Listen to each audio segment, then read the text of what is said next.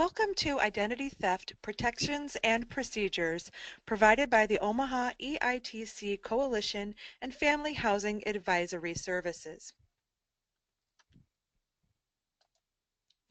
Before we begin, let's talk about a few procedures with the webinar and a few of the features. At the top right of the screen, you'll see an arrow that will hide and reveal the communications window. Audio is available by using your phone or through the computer speakers.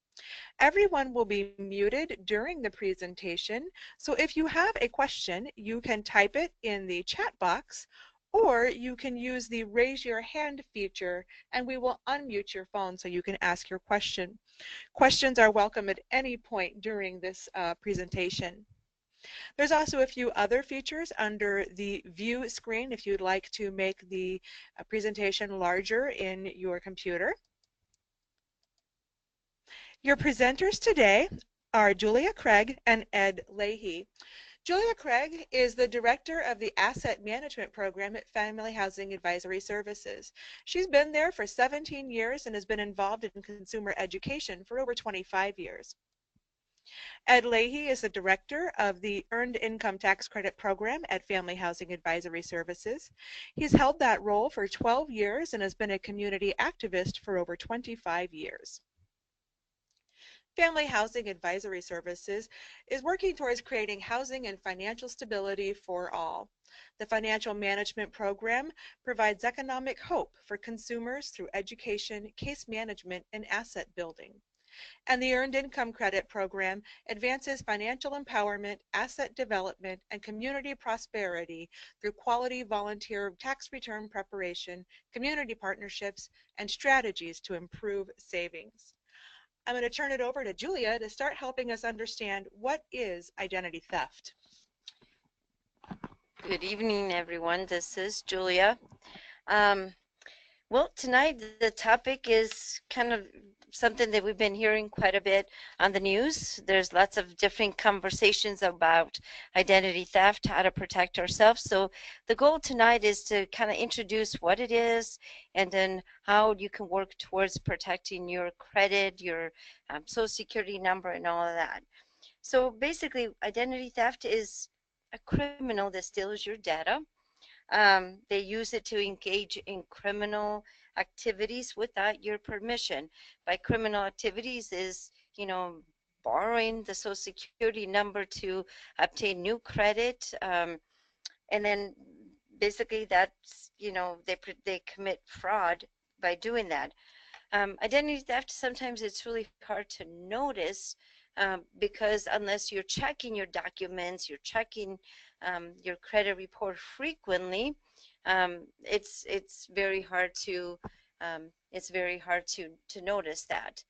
Some of the identity theft trades would be stealing the personal information for goods and services. Sometimes impacts employment by fraudulent jobs available out there. Also with medical treatments, medication, we've had some cases where medical bills were applied to individuals where they never received treatment at a medical facility. And then also we've been hearing quite a bit of government services and benefits that they've been compromised. So let's kind of talk a little bit about examples of what an identity theft is. By stealing just basic information, name, address, phone number.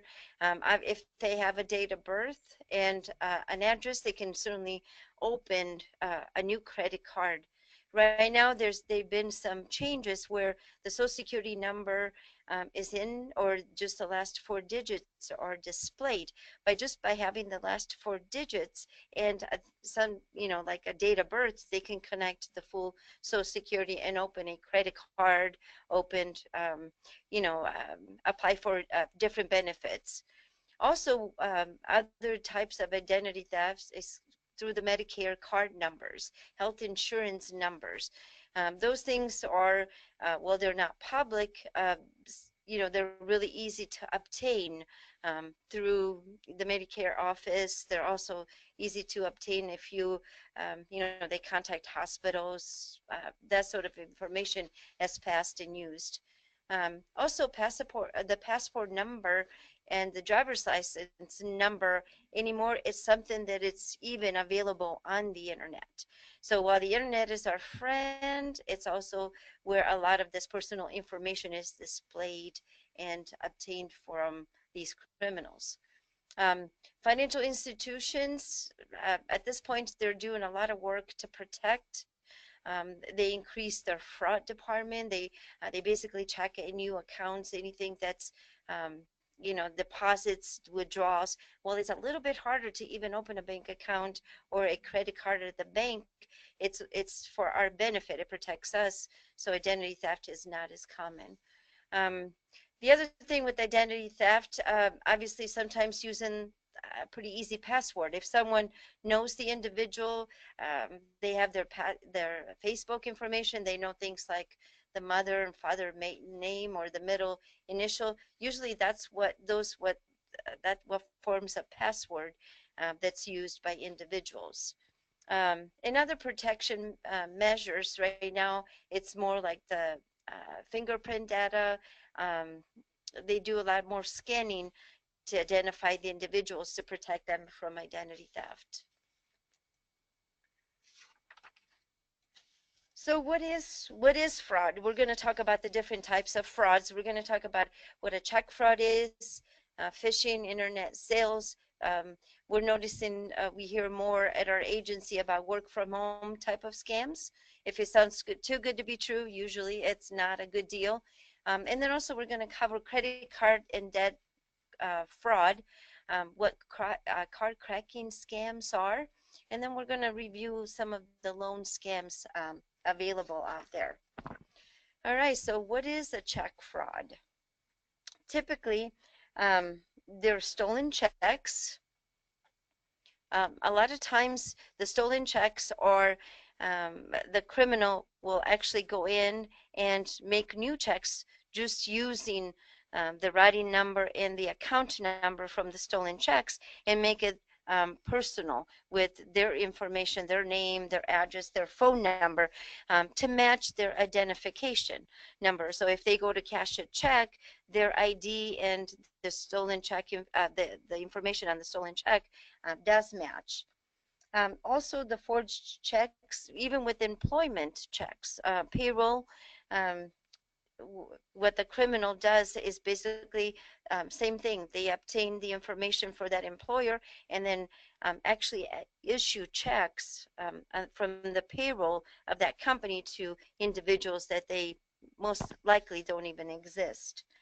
And then the counterfeit checks, those are like I stated, they're genuine accounts, they're real accounts, writing numbers and all that, and they're just basically made out with the criminal's information on it.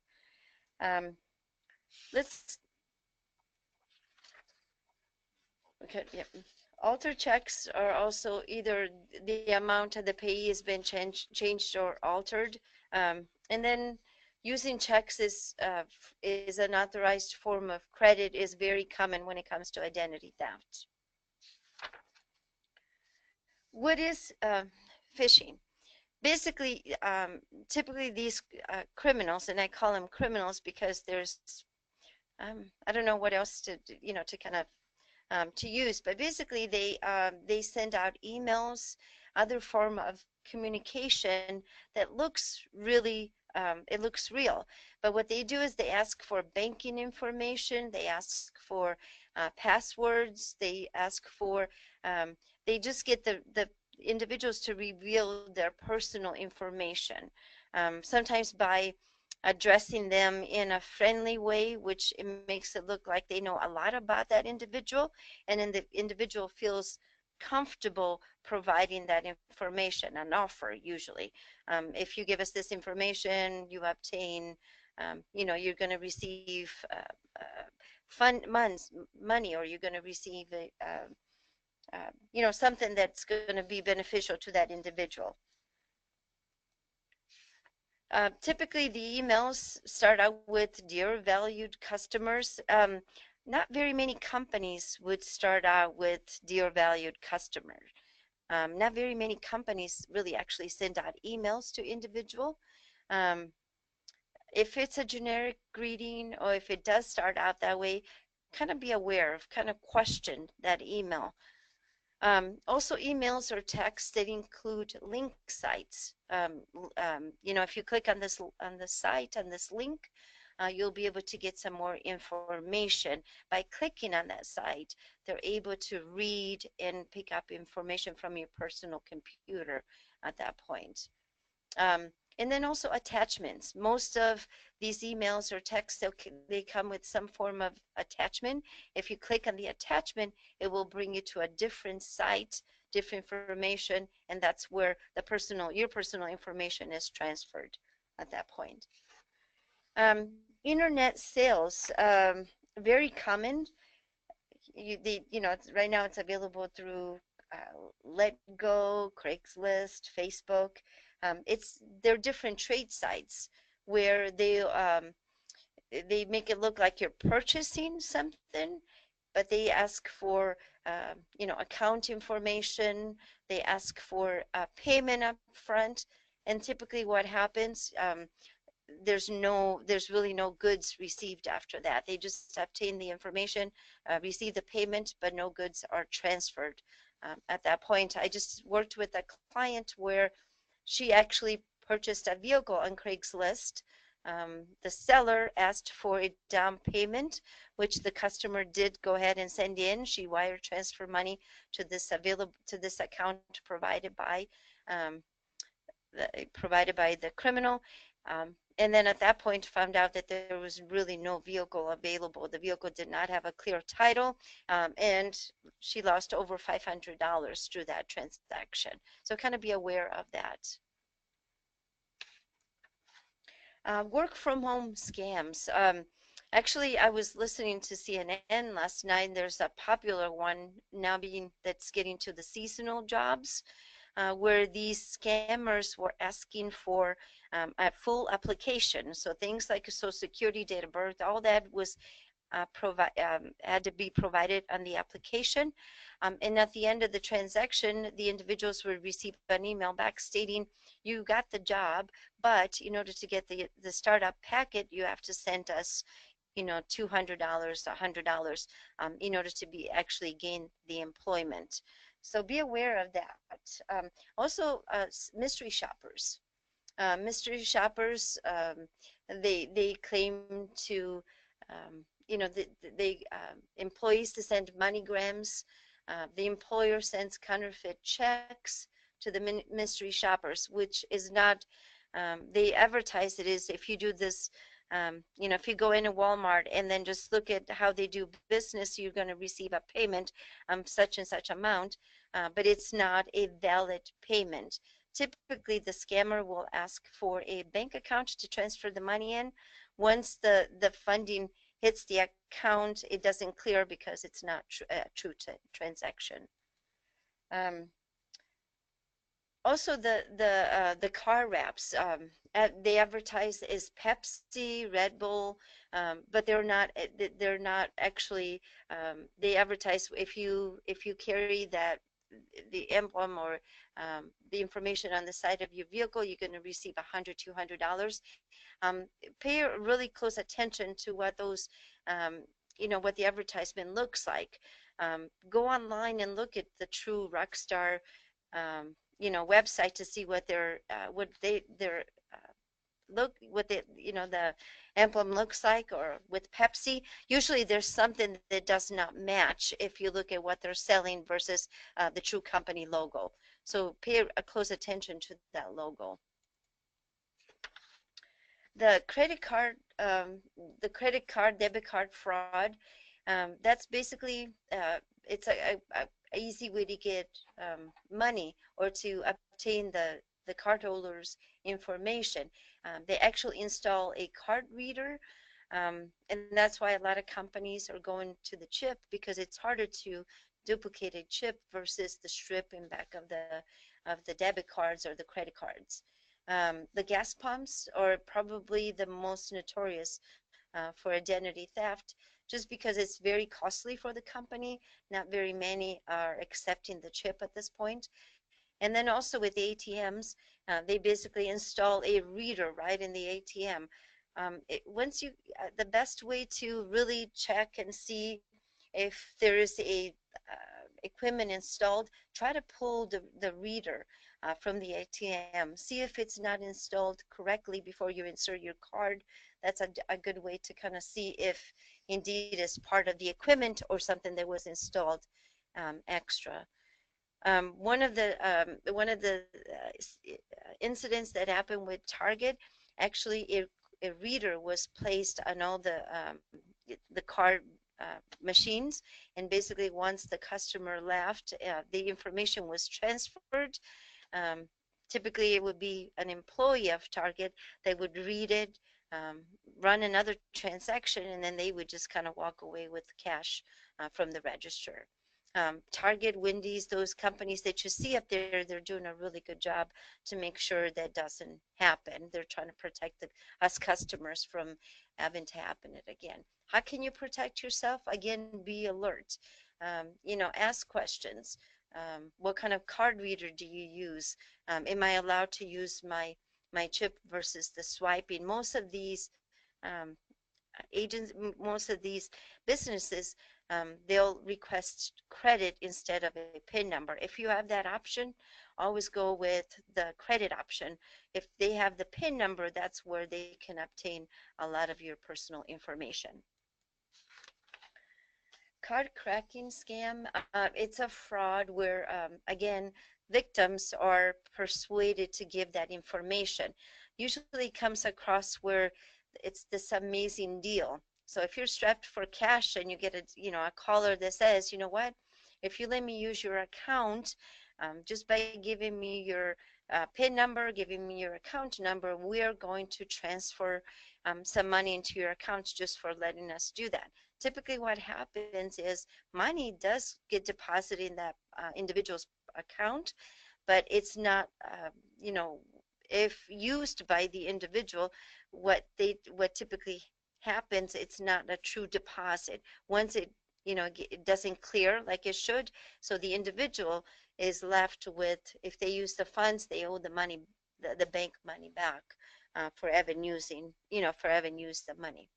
um, Usually the victims or the information is pulled through internet, Facebook. You guys are aware through Facebook, a lot of individuals have a lot of personal information out there, almost where they live, where they work. So it's kind of easy. It's pretty easy for the scammer to be able to pull that information. And by contact, once they have that personal information, they kind of call saying, this is your grandson calling, I need money. If you provide me with your PIN number, I can just transfer money to my account, or I'm stuck somewhere and I'm not able to get home. Can you help me out just by giving me your account information? I'm able to pay for the ticket. Or um, those are the most common identity theft that happens with the elderly, because the scammer knows a lot of personal information. They contact the elderly saying your grandson needs money or your granddaughter needs money, otherwise they're not going to be able to make it home. And typically when it comes to family or friends, we tend to try to help out. But the most common, I'm working with a couple clients where they actually provided their bank account information. The conversation from the scammer was, we are overseas, we have, if you let us use your bank account, you're going to receive a $5,000 credit in your bank account.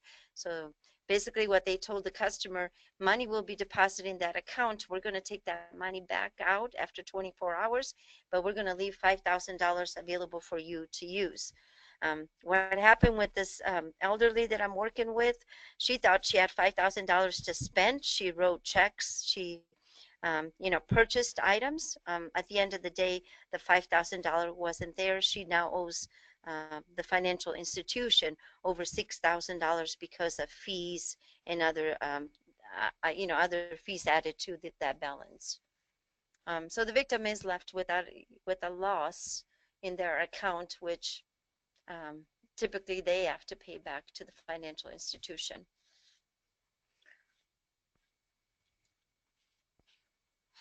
All right, loan scams. Um, you guys probably see signs everywhere: payday lenders, cash advance companies. Those are typically short-term loans for individuals that, they need a little bit of extra cash from paycheck to paycheck. Um, and there's the legitimate companies out there, but also there's fraudulent payday lenders where they actually obtain the individual's bank account information stating that the funds that they're borrowing will be deposited in their personal account, and typically that does not happen, but they're liable for it because they've signed an electronic agreement stating that they're borrowing that money and they're going to pay it back. If you go, a true payday lender, the note agreement, the promissory note, it has to state all the information. It has to be all typed in. All the figures should be in the boxes before anything is signed. If there's missing information, there's boxes not checked. There's, the interest rate box, it's not filled in. Kind of question those type of notes, because typically once the customer signs, um, what they do is they go in and they increase the interest rates, they increase the APR, the amount that was borrowed. Um, Also, they do have your individual's banking information, and at that point they sell and they transfer the data from one company to another. A true payday lender um, should provide all the information in writing. And again, everything that they show you and before you signed, it should be the same copy that you receive at the end of the transaction. A typical payday lending in Omaha, if ever apply for a loan, 300% APR is the typical APR that we see. Those online payday lenders, they charge from 470% APR. So they're a little bit higher, and their fees, if you go through the full loan agreement, there's additional in fees. Now, what's predatory about these type of loans?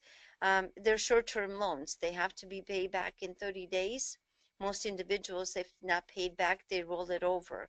A typical client that we see, they roll over their paid, their payday loan several times, 3, 7 times before it actually paid.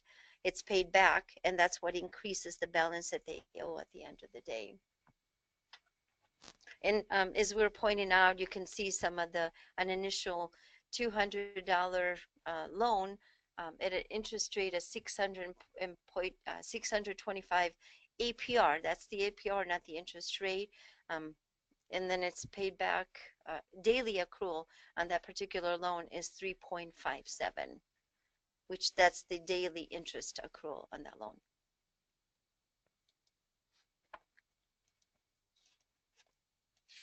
All right. Breaking news. We're going to talk about information breaches of these companies, organizations that you've been reading and hearing about, such as the Veterans Administration. The latest one is Equifax. Equifax, well, we did not have any control as consumers. Hackers got into the Equifax system, and they did obtain personal information from their clients. While the social media is covering some of that information, is also not the true story. How do you protect yourself from that? Uh, Contact the company. If you contact Equifax, they'll tell you what really went on. They can, look up the information. Um, if your information was stolen, um, they'll they'll give you ways. They'll actually kind of talk you through, and they put alerts themselves. So it does. You're as a consumer, we're protected right away. Um, Regarding Equifax, at family housing, we do use Equifax. We do have a contract with Equifax. We pull credit reports, soft pulls. They're not hard pulls. Basically, the information that we obtain from Equifax, we don't use it to sell or share with anyone else. They're private, confidential credit reports, and it's all used for, to assist the clients repair credit or, establish credit at that point. That information is not compromised through us. We did verify with Equifax, and what we found that all the credit reports that we had pulled, the customer's information that we had used, it was not compromised because of the type of report that we're pulling. So the information that we use, it's safe with us. For the rest of the presentation, we're going to talk about what the impact is, the cost of identity theft, the action, the steps that you can take to protect yourself from happening again or being compromised from a different scammer. Thank you, Julia. And this is Ed now to guide us through some of those steps and understand the impact to consumers. Identity theft is more than just compromised accounts. It really is a life-changing experience for those who have been victimized. How does identity theft hurt victims? Well, obviously there can be a direct financial loss. I paid money to a scammer. I'm not going to see that money again. There is damage to your reputation, which is your financial status, your credit score, when others are looking at your legitimate need to get a loan or something. There may be issues in obtaining employment or housing if your credit report has many different types of invalid accounts that you're unaware of that are out of date and accruing debt. An individual could have problems with the IRS receiving a letter saying you failed to report these 3 W-2s on your last return for so-and-so thousands of dollars, and therefore you are owing more money to the IRS. The problem being I didn't work there. Those weren't my jobs and my income was reported correctly, but somebody else is using my social to have a job. There could be possible civil judgments or even criminal records that could involve you if your name, address, personal information, social security number has been used. Of course, that's an emotional burden for a lot of people because suddenly my life has become a mess and it is out of my control. And there's time and cost for you to repair the damage to your accounts and to your reputation, and that may take some time to do. So the impact is significant. When it comes to tax identity theft, usually a criminal has been filing a fraudulent return using another person's social security number. They may be claiming someone else's children as their dependents in order to claim tax credits and increase the refund. Many times if a taxpayer dies in the year and some criminals read the death notices, if they come across that person's information, they may submit fraudulent returns using that deceased taxpayer's information. Or, as was previously mentioned, earning wages under another person's social security number for the IRS leads you to the true person's social security number and the accusation that you have not reported so-and-so additional income. How do you know if your tax records have been affected? Well, usually an identity thief is using a legitimate taxpayer's identity to fraudulently file a tax return and claim a refund.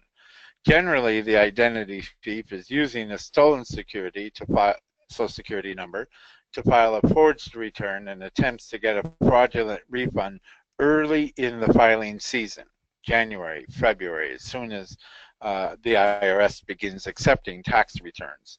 You might be unaware that this has happened until you file your returns sometime later in the season and discover that two returns have been filed using your same Social Security number. Be alert to the possible identity theft if you receive an IRS notice or letter that states more than one tax return for you was filed, or you have a balance due, or a refund offset, meaning IRS kept your refund, or had collection actions taken against you for a year in which you didn't file a tax return, or IRS records indicate you received wages from an employer who's unknown to you. In fact, just this very afternoon, we had a customer come in with such a letter from IRS who said, I didn't work at these places in Wisconsin and in Oklahoma. Most often, if someone is filing fraudulent returns with your Social Security number, it's not in the dozens, it's in the hundreds of returns. And then that can become quite hairy and burdensome for the true taxpayer to sort that out. So it's time to take action. What are 10 practical steps that you can do to protect yourself and resolve identity theft issues? First, if you believe you are a victim of identity theft, the Federal Trade Commission, or FTC, suggests that you take immediate action and keep records of every conversation and copies of all correspondence you have with any company or agency in attempting to resolve this. The more records you have, the better to protect yourself and prove your case. First step would be check your credit report. For those on the call locally with us, you can check your credit report through one of our credit counselors at Family Housing. Our contact phone number is there. Or you can request a credit report from one of the credit reporting agencies, Equifax, TransUnion, and Experian. Or you can follow these simple steps to get your own free credit report from annualcreditreport.com. That is truly the only free site. That is a government site that allows you to pull one credit report per year from each of the three agencies.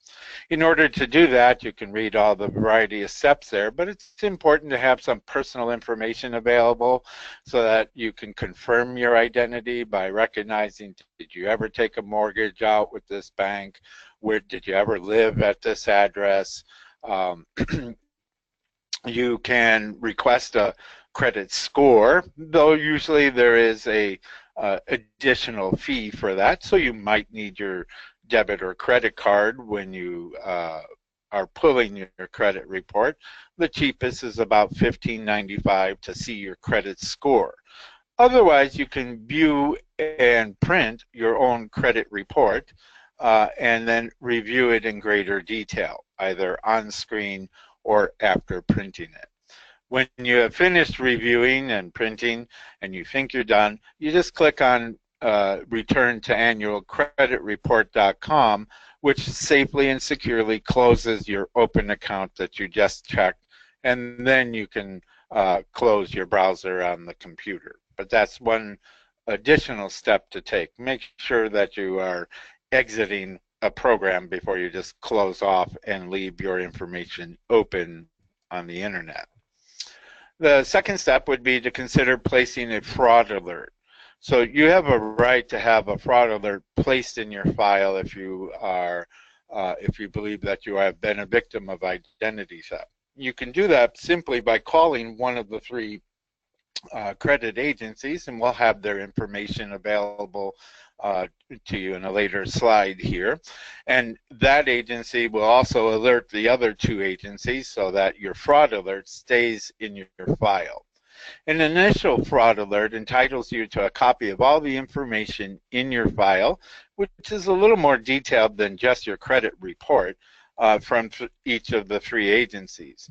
That alert stays in your file for 90 days, and it is appropriate to do if you think that, well, my wallet was stolen, or if you inadvertently clicked on a link in your email or text and you became victimized by a phishing scam. There is the possibility of an extended alert that entitles you to 2 free disclosures within a 12-month period, and this extended alert will stay in your file for 7 years. If you ask for an extended alert, though, you will have to provide an identity theft report from the consumer.gov or the Federal Trade Commission. An identity theft report includes a copy of the report you have filed with a federal, state, or local law enforcement agency, and additional information about the consumer reporting agency may require you to submit, perhaps a copy of your Social Security card or a letter from one of your accounts that is true and in your name. Fraud alerts, again, in summary, are for 90 days or renewable in an extended way for 7 years. You're entitled to 1 free credit report in that initial fraud, and you can request others by contacting the agencies, and this is their information for each of them, both their phone number as well as the official websites of the credit reporting agencies. Creditors should take reasonable steps to verify your identity. So if you are initiating a conversation with someone, I need a loan, they should be confirming who are you and asking you for proof of that. But others will just kind of insist on that information or other fees up ahead, and that can be inappropriate. A credit freeze is a different thing. That requires you to make a request in writing to each credit reporting agency. What a credit freeze will do is block any new credit on your account, even one that you initiated. And it remains effective until you request to have it lifted. And sometimes that lift can be a tight turnaround. So if you are planning on getting a home equity loan to build a new deck or something and you want to go into the bank but you have a credit freeze on, you may only have 48 or 72 hours to take that action and get approved for that credit. There can be fees, and usually there are with a credit freeze, but that can be reduced or even eliminated if you submit a police report or an identity theft report when you are writing the credit agencies for that freeze. The third step is to make sure that you are exercising your rights to information available about you.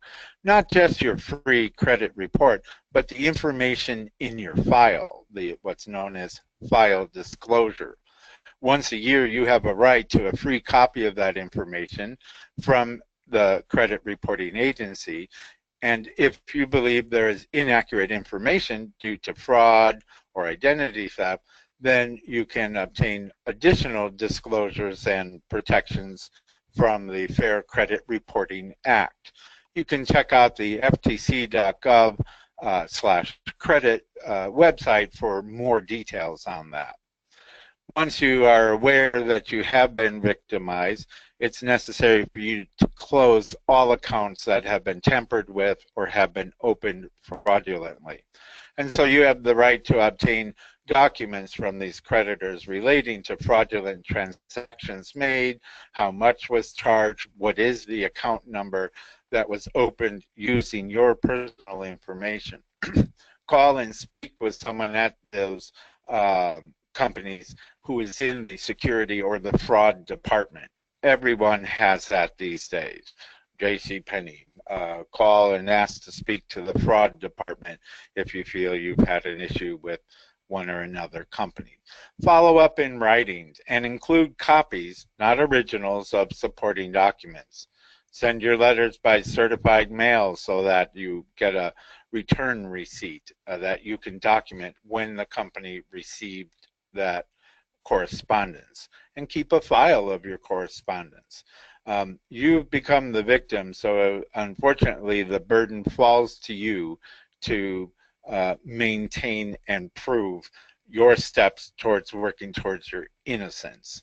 And while that can be painful and emotional to do and can even deepen that sense of victimization, it is your best bet to get out of it. Keep an accurate record.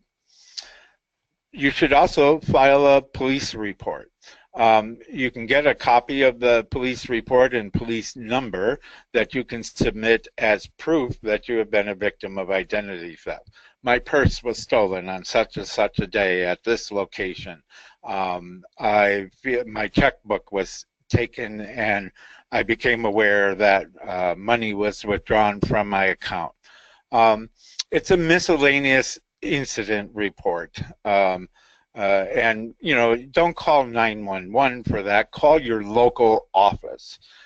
In Omaha, you would call the non-emergency number of the Omaha Police Department to make that report. And then, unfortunately, as a victim, you have to pay $5 to get a copy of that report in 4 to 5 days. Again, the burden falls to you, but having that report is essential to helping to prove your innocence and your lack of responsibility for what is being charged in your name. You can also file a complaint with the Federal Trade Commission. And this is an affidavit that's online. You can do it by phone. The address is there. And by the way, this session is being recorded, so you can revisit this information. And the PowerPoint is available to you and will be sent to all participants in an email after viewing this live presentation. You have the right to obtain information from a debt collector. If you ask, a debt collector must provide you with certain information about the debt you believe were incurred in your name by an identity thief, like the name of the creditor and the amount of the debt. You have the right to ask that a consumer reporting agency block the information in your file if you believe that results from identity theft. Again, protecting your reputation, what is available when you legitimately look for credit and others are looking at your file, have those fraudulent accounts removed from your report. You may also prevent businesses from reporting information about you to credit reporting agencies if you believe that information is a result of identity theft. And again, you want to be talking to the fraud department at companies and or their internal security departments. If you feel your taxes have been affected or you prepare your own return using one of the variety of softwares available, or you go to a commercial preparer or to a volunteer income tax assistance site and you receive a call that your return has rejected, it will reject for a variety of reasons. One, it will say that the primary social is locked because the taxpayer is deceased. I'm not dead, I filed my own return, or information may not be eligible for you to file a return electronically.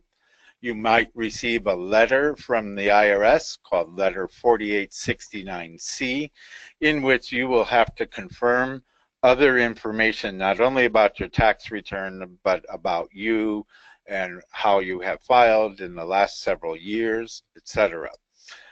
Preparers will often receive, or again, if you file your own return, a reject code, meaning that your return was not accepted and processed by the IRS, of a code 12 or an indicator called IND-178. If that's the case, you may need to request from IRS the ID protection PIN number.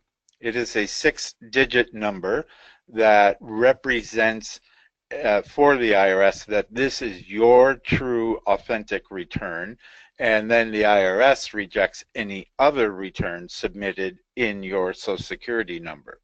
You don't want to request this number unless you have been victimized through your tax records with your Social Security number, because this is a lifelong process for you. Each and every year, IRS will send you a new 6-digit code that you must include on your return. If you don't include that on your return rejects, You can resubmit it with that 6-digit code, but you have just welcomed yourself into the world of extreme refund delay, because IRS will certainly look more closely at your authentic return and any others filed and that ID PIN number to try to separate out, but your refund will take a long time to get to you. What do you do if your tax records have been affected by identity theft? You want to fill in the identity theft affidavit, the IRS form 14039. You can download it in English or Spanish from irs.gov by using that form number in the search engine, or you can certainly ask any preparer or your VITA site coordinator for that information. We actually have little kits that we give people when they're affected that include these 10 steps and the affidavit and the recommendations for the other types of reports that you should file. Protecting your tax records is, through that 6-digit PIN number. And you have further questions, you can always reach the IRS Identity Theft Protection Specialized Unit at the 1-800-908-4490 number there, and they can also assist you in requesting and applying for a PIN number.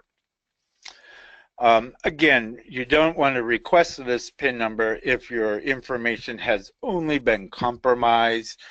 You're one of a number of credit card users that went to Sonic and your information could have been exposed or done in a limited way.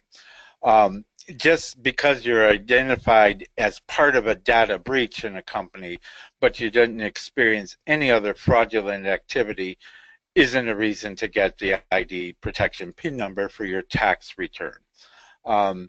If your credit card or checkbook was stolen and immediately charges were made by the thief before an alert was or could be posted, again, not a reason to necessarily request that ID PIN number.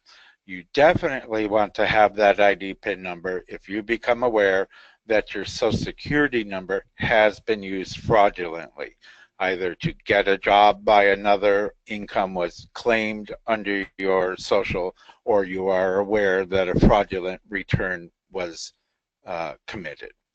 And so we'll go back to Julia now to talk about how do we reduce the risk to us and protect ourselves even further. All right, great information. Thanks, Ed. So how do you protect yourself? What are some things that you can be doing? Just kind of be aware of. You want a price. You receive a call and you say you want a price, but you can't receive the price until you send us some money. A lot of times send us money for shipping. Stop. Do not send any money. If you want a price, you should not be paying, you should not be paying out of pocket. Do not wire money to collect the price. By wiring the money, you're, more than likely you're not going to see that price at the end of the day. If you have a Medicare card and you receive a call or a letter stating we're going to issue, the scammer will say we need to issue a new card. Stop at that point. To protect yourself, call Medicare right away. 1-800-Medicare. Let them know you received that call. You already have a Medicare card. Why should you need a new one? And more than likely, they'll let you know that it was not Medicare calling. Medicare does not call their customers. Any information, any data that needs to be sent out, it's usually via email. Via mail. Someone calls you to ask you to donate money to a charity. Stop. The first thing you want to do is, okay, I'm going to call the charity. May I have your name and phone number? And I will call you back. More than likely, that individual will hang up the phone at that point. And again, do not donate money by wiring the money to that account. What we found is that there's no such, the account is compromised. There's no way to be able to refund that money back out of those accounts that the scammers use. Other things, Other things that you can be doing to reduce the risk of becoming a victim. Protect your personal information. Do not carry a lot of your social security card. Do not carry a checkbook in your wallet. Also, do not have a lot of debt on your smartphone. Now we use smartphones for everything. We have applications. We have, our PIN numbers saved. Once you lose that phone, the scammer or the criminal will have all that information. Your Social Security card should be stored in a safe deposit box. It should be stored in a safe place. Don't leave your personal information in your vehicle. We have a lot of I know my daughter is she'll usually leave her checkbook or deposit slip. If someone breaks in that vehicle, they're going to have a lot of personal information. Also, if you receive any paperwork, any statements, any important documents, they should be shredded. From time to time, the community does have shredding days. If you don't have a shredder of your own, you can bring them, and that's all for free. So just save all the information in a secure box, and then you can utilize the community shredding days to get rid of your important documents. Don't give out your personal information through the mail, through the phone. If someone from the bank calls you stating that there's something going on with your account and they need to check into it, if it is the bank calling, they'll have your account information. If they start asking you for your bank account information or for your PIN number, again, just say, give me your name and number, I will call you back, and then right away contact your bank and let them know that individuals are calling you about your bank accounts. And keep your information secure at home. I know a lot of people don't use safety deposit boxes anymore, but I'm still, they're not very costly, and it is a truly secure place to keep all that personal data. If you use your computer, make sure that your firewalls, anti-spam virus software is up to date. You can visit onguardonline.gov, and it will give you true, because again, that also could be a scamming where they say we provide you with anti-spam viruses software, where it's not a true company providing that the security for you. Contact onguardonline.gov, and they would be able to tell you if it is a true legitimate company providing that spam. Don't click on links sent into, we kind of mentioned at the beginning, dear valued customer, click on this link or click on this attachment. Be really careful. Once you click on it, it's really hard to get rid of that spam from your computer, and it will cost you a lot of money. Other things, monitor your accounts, review your financial statements. If you have several credit card statements that come through the mail, and they usually get there at about the same time each month, if you don't receive one, don't just think, oh, great, I don't have to pay that bill. Contact the company and say, hey, I did not receive my statement. A lot of the identity theft happens in the mailbox. Individuals, they know what type of mail you receive. They go through the mailbox. They obtain they get a copy of that statement. Now, most companies, your JCPenney's, Kohl's, when they do mail out statements, they do prefer on the online statements, but if they do mail out statements, they actually don't even put any of the accounts information on that statement, and that's for your protection. We also see on the credit history, they used to provide the last 4 digits of the account numbers. They're no longer, the credit reporting agencies no longer request any of those account numbers. So confirm your statement. Make sure that information is, gets to you in a timely manner. Ed mentioned freeannualcreditreport.com. You pull it for free. You do have to provide information that only you would know unless you were a victim of identity theft.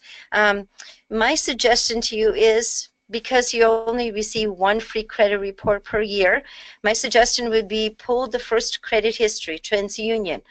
4 months later, pull Equifax. 4 months later, pull Experian. That way, all year long, you're able to obtain and review that information. And then if there's any identity theft or anything that does not look correct on it, contact your the 3 credit reporting agencies and let them know. And make copies of everything. If you have credit cards, actually make a copy of the front and back of the credit card. Make copies of your debit card, any PIN numbers, and again, those documents should be stored safely in a safety deposit box at the bank, or you having it at home. If you think you're a victim of identity theft, contact that creditor right away. They all, as that mentioned, they have their fraud department. File a report with the fraud department, and then also request that you signed a affidavit, so that way they have it on file stating it wasn't me making these charges on my credit report. My other suggestion is, if you like to shop online, do not use your debit card. If the debit card information is stolen, it's going to make it harder to dispute the charges, and also it's going to take a long time for you to get that money back in your account. Some protection, just open one account where you just have enough money to make that purchase, so the scammer cannot take the money that you need to pay your bills. They just have enough money just for that purchase, or use a credit card. It just happened to me the other day. I ordered some tickets. The purchase did not go through because the tickets were sold out, but I pulled my statement, my credit card statement, and I had a charge for those tickets. I just made one call to Discovery, and it was taken care of within minutes. They reversed the charges and basically went back to the creditor. So it's a lot easier to get your money back if you use a credit card versus a secure debit card. Protect your Medicare card. Obviously, if you frequent the doctor's office, they have that information. If there's no changes, they don't need to ask every time. Protect your personal information at home. When you file insurance claim, take pictures of everything that you own, everything that value, and also store it in a safe deposit box or someplace safe. Review, make sure you open and review your mail, emails. When visiting the doctor's office, right now technology is great. You can actually do a web, you can visit your doctor online versus actually going to the doctor's office. Ask what their policy is. What are the protection policies that they have, with your data? And, the Better Business Bureau, we see a lot of scammers that go door to door. Your roof looks like it needs repairs. We're here to do the service for you. If they're knocking on your door, just get their information. Do not give them your personal information. Do not give them any money. Just let them know that you'll get back to them if you need their services. A lot of scammers, they look up neighborhoods with elderly and they knock on their doors for services and assistance. So kind of be careful of that. And remember, IRS, the Veteran Affairs Office, they do not call, they do not, they do not send emails. They always do it through the mail. You'll receive an official letter from the IRS. You'll receive an official letter from any government agencies. They never really call or send out emails. Go to phishing at irs.gov or any type of government office. They have a site that you can basically file the complaint stating that you received that call or that email. And if it sounds too good to be true, again, it probably is. Never trust a company, a person that is insisting that you send money to them via MoneyGram, Western Union. Those are really hard transaction to basically track, and most of the time you will not see your money back.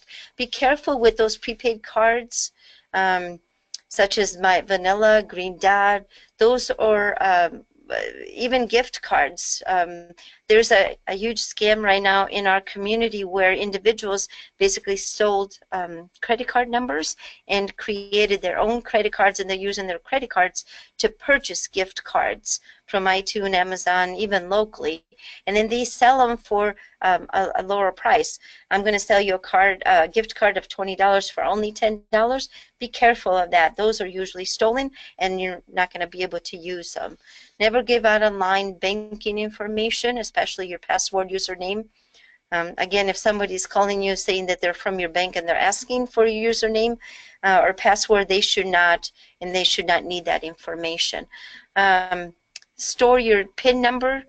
Make it a little bit harder. Don't use your address for a PIN number, because that's really easy for a scammer to be able to figure that out. Using credit function, not the debit function, would probably be the safer way to do it. If you're at a gas pump and that you have the option between credit and the PIN number, use the credit option. That way you don't have to key in the PIN number, and that's how that information is transferred and stolen. Resources to take steps, to protect yourself.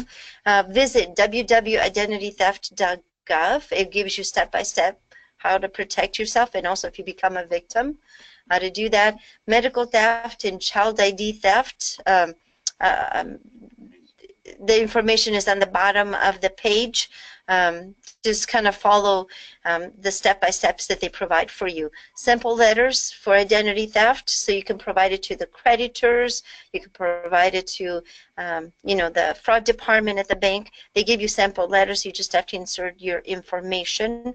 And then also FTC Consumer Response Center, you can file a complaint and they will reply and they'll investigate that complaint.